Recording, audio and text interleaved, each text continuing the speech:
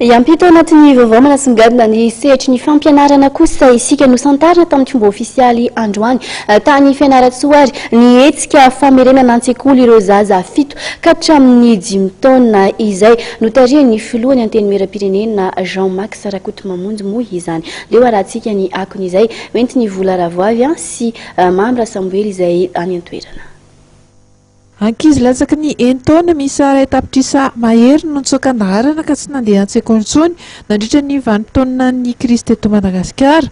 Ho famerenana an-tsekoly azy ireo indray dia misy ny hetsika lehibe izay notanteran'ny ministeran'ny fanabeazam-pirenena sy ny firenena norvégiana izay natomboka tamin'ny fomba ofisialy androany tany Fianarantsoa.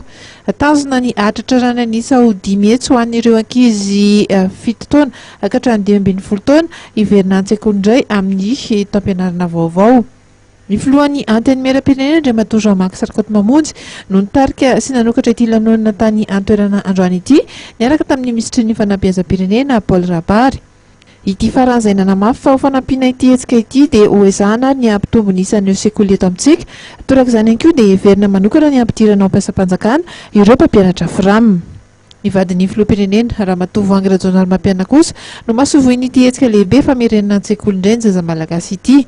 Ao anatin'izany no anaovan'ny fitetezam-paritra maromaro ka andehana ny anentana ireo ray aman-dreny.